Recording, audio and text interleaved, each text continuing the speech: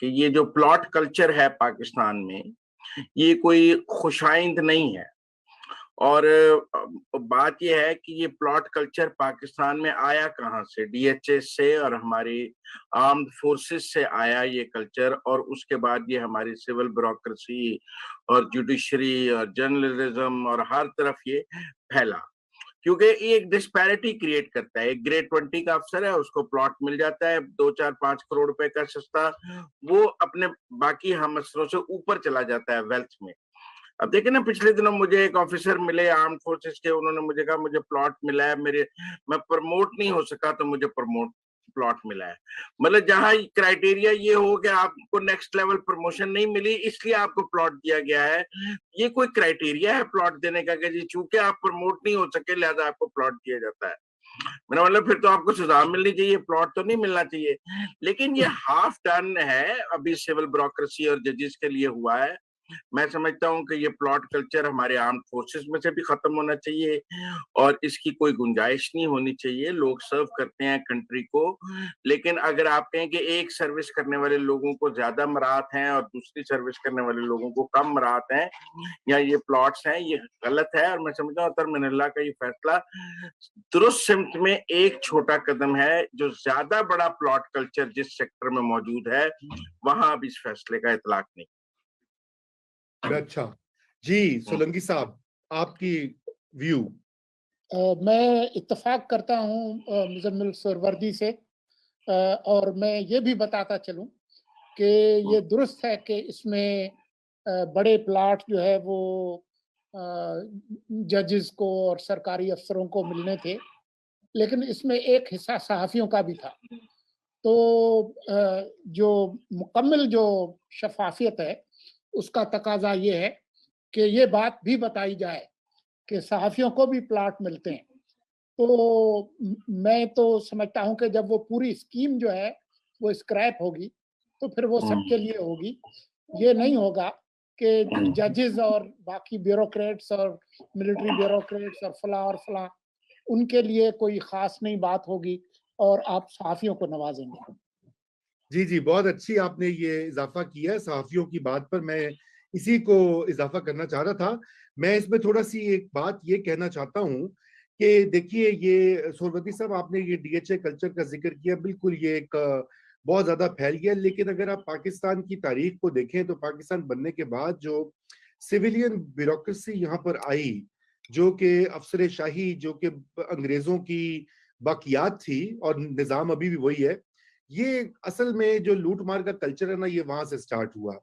یہ جو evacuee property ہے، سندھ میں ہو، پنجاب میں ہو، جگہ جگہ وہ الاٹمنٹس کرائی گئیں، الاٹمنٹس کے اوپر رشوتیں ملیں، پھر سرکاری زمینوں کی الاٹمنٹ کا آغاز سٹارٹ ہوا۔ یہ جو گلبرگ تھا لاہور میں، اب تو یہ سب سے مہنگا اربوں روپے کی زمین ہے، یا اور ایسی جگہوں پہ، یہ بھی سول سرونٹس نے ان کو پوری طرح سے ڈیزائن کیا اور اس میں اپنے حصے بھی نکالے۔ اب یہ چھوڑیے، لمبی بات ہو جائے گی، اور ظاہری بات ہے اس کے بعد جب فوج اقتدار میں آئی ایوب خان کے زمانے سے، پھر ان کا پلڑا بھاری ہو گیا، اور اب تو اس کی لپیٹ میں ہر کوئی ہے۔ صحافیوں کی کالونیاں ہیں، میڈیا ٹاؤنز ہیں۔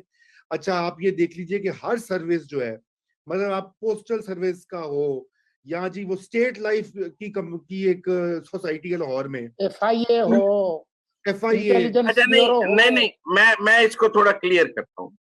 دیکھیں، کچھ تو کوآپریٹو ہاؤسنگ سوسائٹیز ہیں کہ آپ ملازمین مل کر پیسے ڈال کر کوئی اپنے لیے ہاؤسنگ سوسائٹی بناتے ہیں جس میں سرکار کے کوئی پیسے استعمال نہیں ہوتے ہیں۔ مثلا ہم 1000 امپلائی ہیں اسٹیٹ لائف کے، اور ان سب نے مل کر 1-1 لاکھ روپے ڈال کے پیسے اکٹھے کیے اور کوئی ایک بڑا ٹکڑا لے کے اس کو کوآپریٹو ہاؤسنگ سوسائٹی بنائی۔ اس میں پبلک منی تو کوئی یوز نہیں ہوا۔ لیکن اگر کوئی ہاؤسنگ سوسائٹی اور پلاٹس ہیں جو پبلک منی پہ سرکاری زمینوں سے آپ کو الاٹ کیے جاتے ہیں، پبلک ویلفیئر ٹیکسز کے پیسوں سے، تو اس پر ضرور اعتراض ہونا چاہیے، اور میں سمجھتا ہوں زیادہ بڑا اعتراض اسی پر ہے۔ اور جو سرکار کو یہ کام پلاٹوں کی بندربانٹ کا حکومت کو، سرکاری محکموں کو کسی بھی صورت نہیں کرنا چاہیے، یہ ان کا کام نہیں ہے۔ چاہے وہ آرمڈ فورسز ہوں، ایئر فورسز ہوں، نیول فورسز ہوں، چاہے وہ ایف سی ہو، چاہے وہ رینجرز ہوں، चाहे वो पोस्टल डिपार्टमेंट हो, चाहे वो ब्यूरोक्रेसी हो, किसी भी सूरत की सरकार को प्लॉटों की बंदरबाट का काम नहीं करना चाहिए। अब किसी का दादा चोर था, उसको उस वक्त हो गया, किसी के परदादे के वक्त हो गया, हम आज की बात करेंगे, इसको यहाँ से खत्म होना चाहिए। माजी में जो हो गया, अब मैं उसको तो हम राइट ऑफ नहीं कर सकते। अब आप मुझे कहें जी वो जो गुलबर्ग में सिविल अफसरों ने 1960 में बंदरबांटी की थी, साहब वहां से शुरू कर लें तो बड़ा मुश्किल होगा। चलें यहाँ 2022 से शुरू कर लें, और आज से ही अब मैं समझता हूँ अतर मिनल्ला साहब का फैसला आधा है, मुकम्मल फैसला तब होगा जब हम अक्रॉस द बोर्ड तमाम जो लोग पाकिस्तान के सरकार के पैसों पे तनख्वाह लेते हैं, टैक्स पेयर्स के पैसों से, उनके अंदर प्लॉटों की अलॉटमेंट बंदरबांट बंद होनी चाहिए।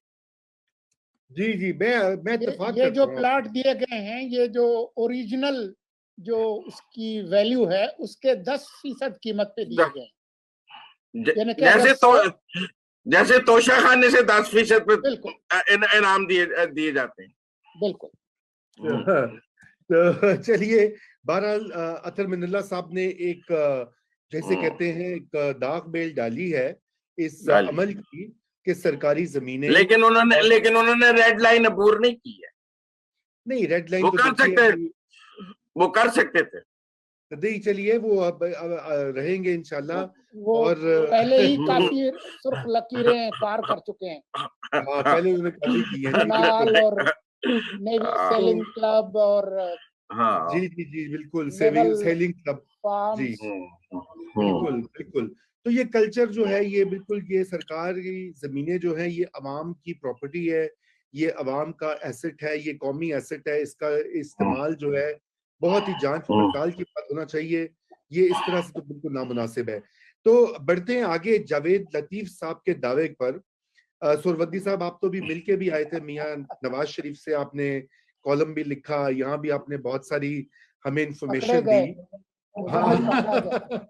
तो जरा उस पे तो बताएं कि क्या ये जावेद लतीफ का दावा ऐसे ही है बस लहू को गर्म रखने का बहाना, या कोई इसमें आपको हकीकत दिखाई देती है? नहीं, क्वाइट पॉसिबल है। ऐसे मैं कहूं कि जी ये बिल्कुल उन्होंने बेपर की चढ़ाई है। क्वाइट पॉसिबल है। पाकिस्तान के अंदर सियासी हालात जिस तेजी से तब्दील हो रहे हैं और जिस तेजी से मंजरनामा बदल रहा है, और जिसमें रजा रूमी साहब तो हमेशा हमें ये समझाते आए हैं कि कुछ नहीं होना, सब ने पुरानी तनख्वाह पे काम करना है, और हमें ये उम्मीद है कि कुछ होना है, और ये इख्तलाफ हमारा और रूमी साहब का चल रहा है। तो उस इख्तलाफ में हम उस तरफ खड़े हैं जहां हम कह रहे हैं कि कुछ होना है, और रूमी साहब उधर खड़े हैं जहां वो कह रहे हैं कि कुछ नहीं होना है।